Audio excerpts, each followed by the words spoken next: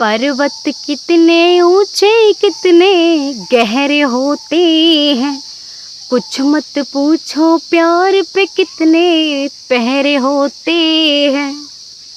पर्वत कितने ऊंचे कितने गहरे होते हैं, कुछ मत पूछो प्यार पे कितने पहरे होते हैं। जी हाँ, ये गाना आप सुनकर अंदाज़ा लगा रहे होंगे किस मूवी का। जी हाँ, गदर का ही है, जो कि आजकल में रिलीज होने जा रही गदर 2 है। तो पाकिस्तान मायका और ससुराल हिंदुस्तान, समझ रहे होंगे मैं क्यों कह रही हूँ। क्योंकि जो सकीना थी वो पाकिस्तान की रहने वाली थी, मायका पाकिस्तान था और हिंदुस्तान ससुराल थी। जी हाँ, आज वो बेहद सुर्खियों में है। भाई सुर्खियों में क्यों ना हो, गदर 2 रिलीज जो होने जा रही है। लेकिन नहीं नहीं नहीं, सब्र कीजिए, वैसा कुछ भी नहीं है कि वो गदर 2 को लेकर सुर्खियों में है।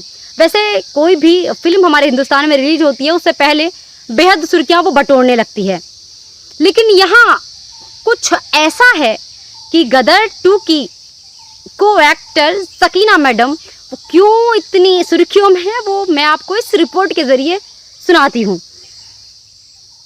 कराची के रहने वाले अजय कुमार से सकीना मैडम ने, यानी कि अमीषा पटेल अभिनेत्री अमीषा पटेल ने 2.5 करोड़ की हेरा फेरी की।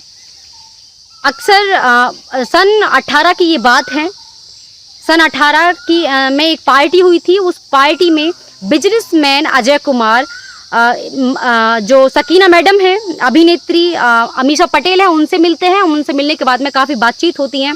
बेहद प्रसन्न वो होते हैं कि भाई अमीषा पटेल से आज हम मिले हैं, बहुत खुशी की बात है, क्यों ना हमारी दोस्त बननी चाहिए। तो वो दोस्त बड़ी जल्दी से बन जाती हैं। बनने के बाद में भाई क्यों ना बिजनेसमैन है और क्यों ना वो दोस्त बने, वो भी बिजनेसमैन है, वो भी अभिनेत्री हैं, तो अच्छी पटी उनकी। तो उसके बाद में 1-2 मुलाकात के बाद में वो एक मीटिंग रखती हैं अमीषा पटेल। मीटिंग रखने के बाद में वो कहती हैं कि मैं एक मूवी रिलीज करने जा रही हूँ, क्यों ना आप मुझे 2.5 करोड़ रुपए दें और इस मूवी में आपको मैं कहीं ना कहीं ज़रूर भाग दूंगी। वो कहते हैं कि हाँ नहीं, मुझे कोई भाग की ज़रूरत नहीं है, फ़िलहाल आप मुझसे पैसे ले लीजिए। तो वो कहते हैं हाँ ठीक है, मैं ट्रस्ट पे आपको वापस कर दूंगी। तो सन 18 की ये बात है और सन 18 से 23 आ गया, अभी तक उन्होंने कोई पैसे वापस नहीं दिए। सन 19 से अजय कुमार का कहना है, बिजनेसमैन अजय कुमार का ये भी कहना है कि सन 19 से मेरा नंबर भी ब्लॉक लिस्ट में मैम ने डाला हुआ है। अभिनेत्री अमीषा पटेल, जो कि करोड़ों के दिलों पर राज करने वाली, फैंस के दिलों पर राज करने वाली अमीषा पटेल ने इतना बड़ा घोटाला रचा कर बैठी हैं। और सबसे बड़ी बात तो ये है कि जहाँ जो अजय कुमार बिजनेसमैन है वो अपने पैसे मांगते हैं और अमीषा पटेल कहती हैं पागल हो गए हो क्या, जब टाइम होगा और जब वक्त आएगा, जब हमारे पास कहीं से आएगा पैसा तो हम आपको दे देंगे। फिलहाल अभी मूवी रिलीज नहीं हुई है तो कहीं ना कहीं उसी में होगा ना पैसा। और उस मूवी का नाम था देसी मूवी करके। तो उसके बाद में वो फिर उसको सन 21 में एक चेक देती हैं मैडम। और उसके बाद में जब बिजनेसमैन उसको चेक को बुनवाने के लिए बैंक में जाते हैं तो वो बाउंस हो जाता है।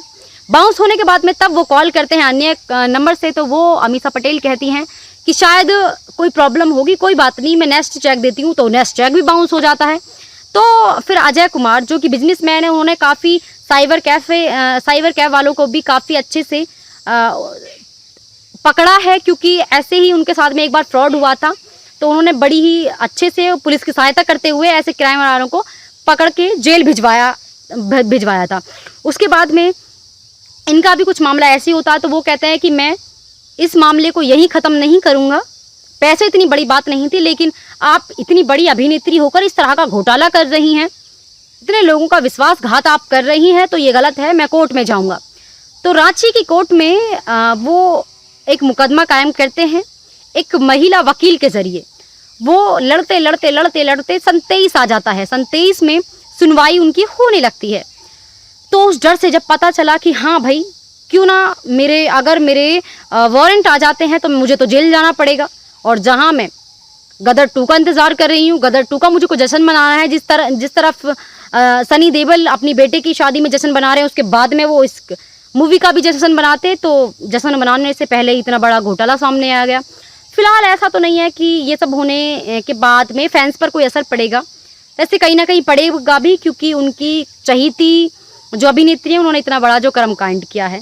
तो देखने वाली बात तो अब यही दिलचस्प होगी कि कितना असर इस मूवी पर पड़ता है, नहीं पड़ता है। उसके बाद में वो मुकदमा जब उन्होंने कायम कराया तो अब इसी 21 में कोर्ट ने अमीषा पटेल को सरेंडर होने के लिए कहा, लेकिन वो 2 दिन पहले ही सरेंडर होने के लिए आ गए इस डर में, क्योंकि उनके जल्द से जल्द गिरफ्तारी के वारंट होने जा रहे थे।